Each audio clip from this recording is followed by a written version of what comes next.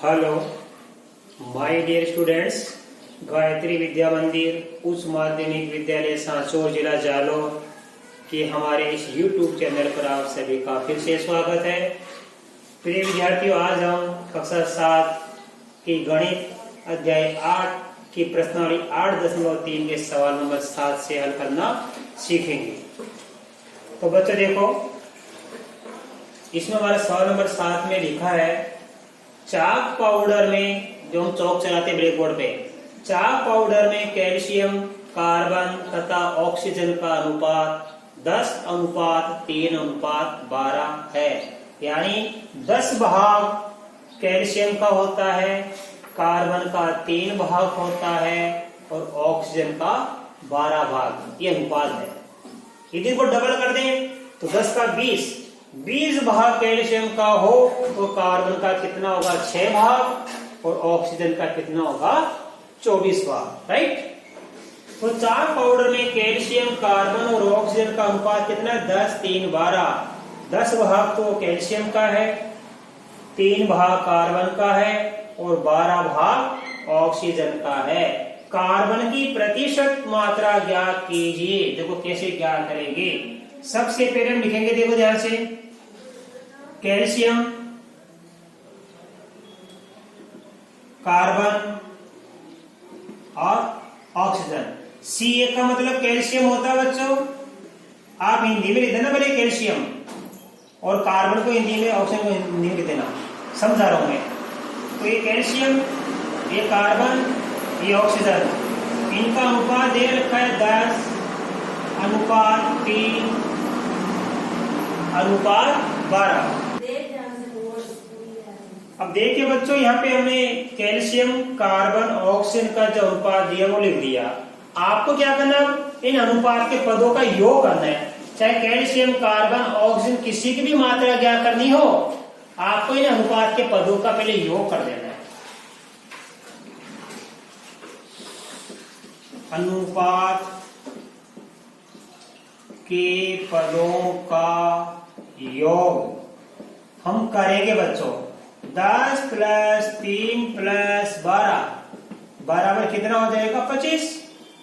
इसका मतलब यह हुआ कि यदि कुल 25 भाग हो, उसमें से कार्बन का भाग 3 है, कैल्शियम का भाग 10 है, ऑक्सीजन का भाग 12। इन तीनों को जोड़ने पर योग कितना गया? 25। तो ये सभी मान 10, 3 और 12, ये सब कितने में से है? 25 में से है।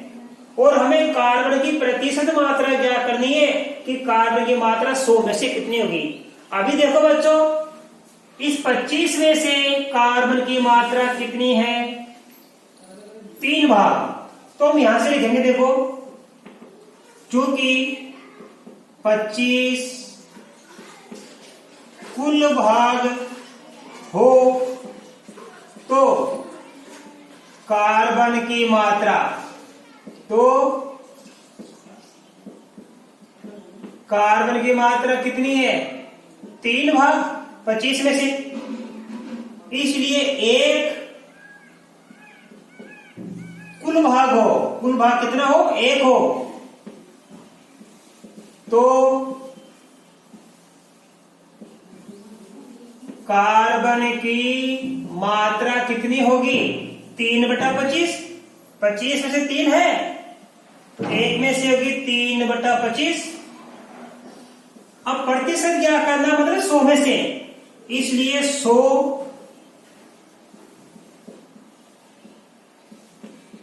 कुल भाग हो तो कार्बन की मात्रा कितनी होगी? ये 3/25 है, 25 में से 3 है, इसका गुणा 100 से कर देंगे हम। 25 है कम 25, 25 चौके 100, तो 3 का गुणा 4 से कर देंगे बच्चों, तो आ जाएगा 12%। इसका मतलब यह है कि इस अनुपात में कार्बन की प्रतिशत मात्रा कैसे क्या करेंगे? 3/25 गुणा 100। 25 में से 3 भाग है कार्बन के, तो 100 में से कितने भाग कार्बन के होंगे? 12। 12% का मतलब 100 में से 12। देखो दूसरा क्या है, यदि कार्बन की एक छड़ में कार्बन की मात्रा 3 ग्राम हो तो उसका कुल भार कितना होगा। देखो बच्चों, कार्बन का यहाँ पे अनुपात कितना है, 3 है। जब कार्बन का अनुपात 3 है तो कुल अनुपातों का योग कितना हो गया, 25। तो इसका मतलब कुल भार उस कार्बन की छड़ का कितना होगा, 25 ग्राम होगा। तो ये तो स्पष्ट हो गया। यदि ध्यान देना, इस पर कैसे करेंगे, यदि कार्बन की मात्रा कितनी है, देखो यहां पे दे रखी है कार्बन की मात्रा 3 ग्राम, ये रही कार्बन की मात्रा 3 ग्राम हो तो छड़ का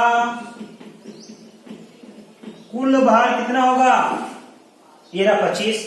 देखो कार्बन की मात्रा 3 ग्राम है तो कुल भार कितना है छड़ का, 25 ग्राम। यदि कार्बन की मात्रा 3 ग्राम हो तो छड़ का कुल भार कितना होगा, 25 ग्राम होगा बच्चों। ठीक, तो ये पहला सवाल, आज का सवाल नंबर 7 मैंने सिखा दिया। आप इसका स्क्रीनशॉट लो, मैं अगला सवाल नंबर 8 सिखाऊंगा। अब देखिए बच्चों, क्वेश्चन नंबर 8 क्या लिखा है, अमीना एक पुस्तक को 275 रुपए में खरीदती है। तो ये 275 रुपए हो गया पुस्तक का क्रय मूल्य, और 15% की हानि से उसको बेचती है। तो बेचने पर उसका विक्रय मूल्य ज्ञात कीजिए। बड़ी सरल चीज है, क्रय मूल्य दिया हुआ है और विक्रय मूल्य ज्ञात करना है। क्या दिया हुआ है, हानि 15%। इसका मतलब लिखो आप, अर्थात इसका मतलब लिखो आप 100 रुपए पर 15% की हानि, यानी 100 रुपए पर 15 रुपए की हानि हो रही है तो 100 रुपए की वस्तु को 15 कम में बेचेगी, यानी 85 रुपए में बेचेगी। ये 100 का हिसाब है। हानि 15%, तो 100 - 15 85 में बेचेगी। लाभ 15%, तो 100 + 15 115 में बेचेगी। लाभ तो क्या होता है, जोड़ते हैं 100 में, और हानि होती है तो घटाते हैं। तो हानि 15%, इसका मतलब अर्थात जब क्रय मूल्य आप देखो पुस्तक का, जब पुस्तक का क्रय मूल्य 100 रुपए हो तो पुस्तक का विक्रय मूल्य कितना होगा, 100 - 15 बराबर 85 रुपये। ये हिसाब हो गया 100 का, 100 रुपए का। पुस्तक का क्रय मूल्य कितना बच्चों, 100 रुपए हो तो विक्रय मूल्य कितना होगा, 100 - 15 85 रुपए। तो क्रय मूल्य का अनुपात यहाँ कितना है, 100, और विक्रय मूल्य का अनुपात कितना है यहाँ, 85। अब क्रय मूल्य दिया हुआ है, हमें ज्ञात करना है इसका विक्रय मूल्य। इसलिए पुस्तक का विक्रय मूल्य हमें ज्ञात करना है। तो कितनी बार बता रखा आपको, विक्रय मूल्य क्या करना है, तो विक्रय मूल्य का अनुपात ऊपर लिख दो और क्रय मूल्य का अनुपात नीचे।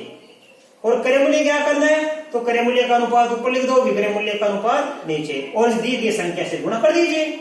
तो विक्रय मूल्य क्या करना है, तो 85/100 गुणा 275, राइट। अब हम काटेंगे देखो 25 से, 25 का भाग 4 बार गया, 25 से कम 25 बच गया 2, 25 से कम 25, ये 11 बार गया 25 का भाग। अच्छी तरह समझना कि यहां पे आ गया 85/100 गुणा 275। अब हमारे पास बच गया देखो 85 गुणा 11, 85 गुणा 11/4, 85 11 से गुणा कर लो, 85 एकम 85, हाँ की 5 हासिल के 8, फिर 85 एकम 85, 85 में 8 जोड़ दिए 93, बट्टा कितना आएगा 4। अब 935 में 4 का भाग दे दीजिए आप। तो ध्यान देना, 4 दूनी 8, बच गया 1, 4 × 3 = 12, बच गया 1, उतारेंगे 5, 4 × 3 = 12, बच गया 3, पूर्ण लगा 0, 4 7 28, बच गया 2, 4 5 20, 233.75 रुपये। इसका मतलब ये हुआ कि पुस्तक का क्रय मूल्य 275 था रुपये, 15% हानि से बेचने पर विक्रय मूल्य कितना प्राप्त होगा? 233 रुपये 75 पैसे प्राप्त होगा। आप इसका स्क्रीनशॉट ले लीजिए। मैं अगला सवाल सिखाऊंगा, सवाल नंबर 9।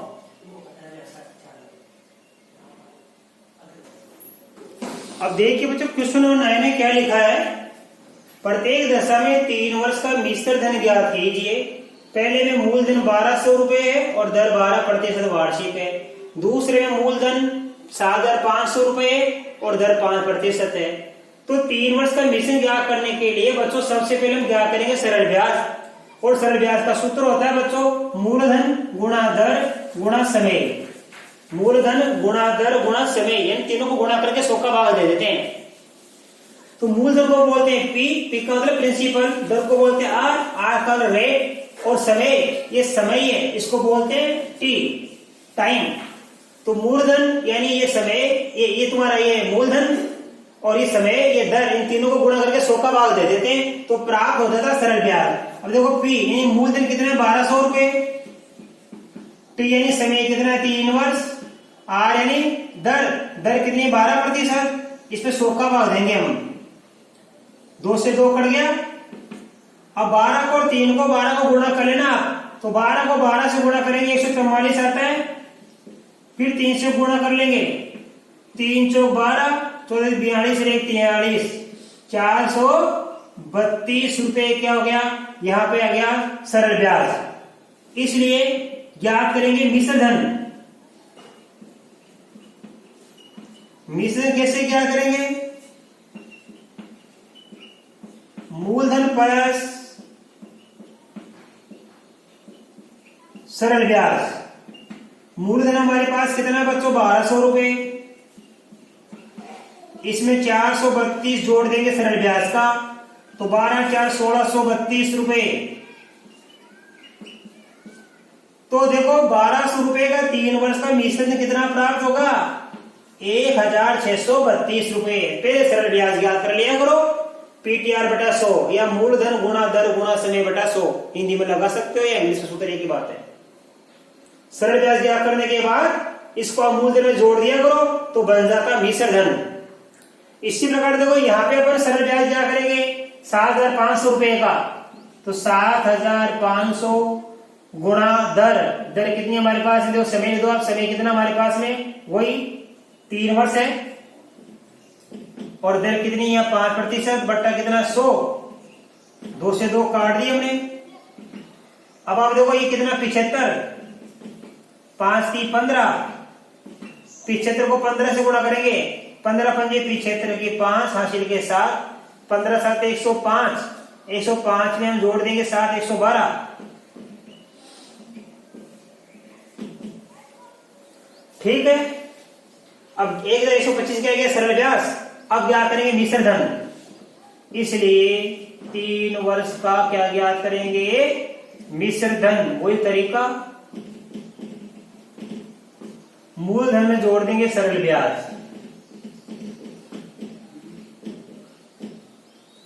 तो देखो मूलधन कितना हमारे पास है 7500, इसमें सरल ब्याज जोड़ देंगे 1125, तो देखो 25 डबल 0, ये 25 का 25 आ गया, 5 में 0 जोड़ने पर 5, 2 में 0 जोड़ने पर 2, और 1 में 5 जोड़ने पर 6, और 1 में 7 जोड़ने पर 8, 8625 रुपए।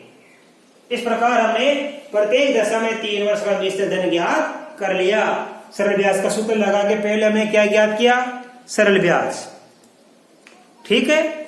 मूलधन गुणा दर गुणा समय बटा 100 का सूत्र लगा के जो सरल ब्याज आया उसको हम मूलधन में जोड़ देंगे तो मिश्र धन बन जाएगा। मिश्र धन बराबर होता है मूलधन प्लस सरल ब्याज।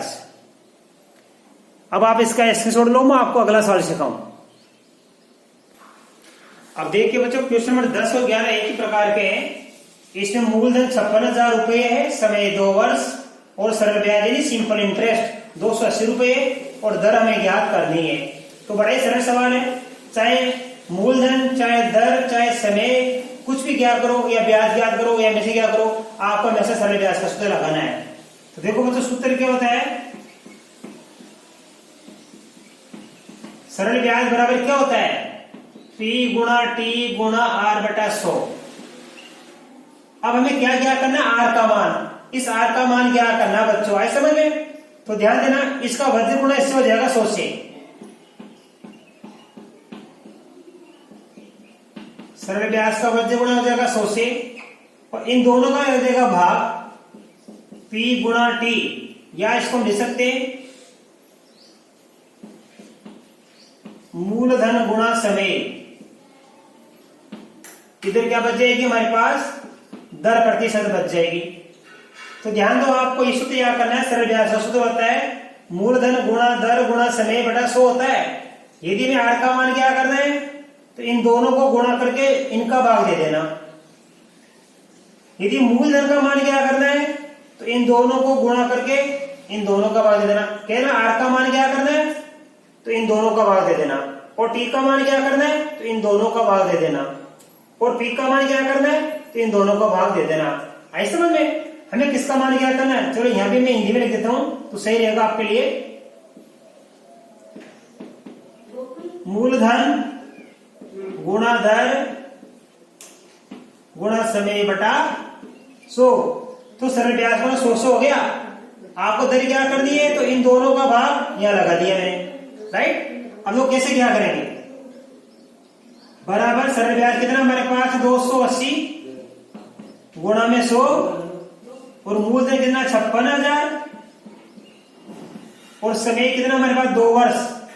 ठीक है, अब आप काटिए, 2 शून्य से 2 शून्य गया, 1 शून्य से 1 शून्य गया, 28 एकम 28, 28 दूनी 56, तो बच गए 1 बटा 2 दूनी 4, 1 बटा क्या बच गया, ये 2 दूनी 4, 1 बटा 4%। तो आप इतना भी छोड़ सकते हो, आगे करना चाहो तो 1 में 4 का भाग दे लीजिए, दशमलव लगा के 0 उतार लिया, 4 दूनी 8, बच गया 2, फिर 0 उतारेंगे, 4 पंजे 20, 25 यानी 0.25%, ये हमारी दर आ गई। ठीक है, इससे प्रकार ये क्या कर लो आप, देखो वापस हमें क्या ज्ञात करना है, इस बार मूलधन ज्ञात करना है। क्या ज्ञात करना है, ये मूलधन ज्ञात करना है। तो लिखेंगे, ध्यान देना, सूत्र देखो बनाना सीखो आप। मूलधन ज्ञात करना है तो मूलधन बराबर लिखो, सरल ब्याज का 3 गुणा कर लो 100 से, सरल ब्याज का गुणा हो गया 100 से, तो ये तो 3 गुणा हो गया होगा, चाहे इनमें से कुछ भी क्या करो, इनका गुणा हो जाएगा 3। अब मूलधन में क्या करना है, तो दर इंटू समय का भाग लगा दो, दर गुणा समय का भाग लगा देंगे। अब देखो सरल ब्याज कितना हमारे पास में, यहाँ पे 45 रुपया, इंटू में 100, और दर हमारे पास कितनी है, 11%, और समय हमारे पास कितना है, यहाँ पे 1। आई बात समझ में, अच्छी तरह समझना। मूलधन ज्ञात कैसे करेंगे, सरल ब्याज गुणा 100 बटा दर इंटू समय। अब देखो आपकी पुस्तक में ये 11% नहीं है बच्चों, सॉरी, ये कितना है, यहाँ पे 9% है, राइट। तो यहां लिख देना आप 9%। अब काट दीजिए, 9 एकम 9, 9 कब आ गया 5 बार, 5 को 100 से गुणा करेंगे 500 रुपया। तो मूलधन कितना प्राप्त हो गया, इसमें 500 रुपया प्राप्त हो गया। इसमें दर कितनी प्राप्त होगी, 0.25%। तो बच्चों मैं आशा कर सकता हूं आज बताए गए आपके सारे सवाल समझ आए। इसके साथ ही हमारी ये प्रणाली कंप्लीट हो गई। बाकी अगली प्रणाली में कल आपको नए वीडियो सिखाऊंगा। तब तक के लिए धन्यवाद।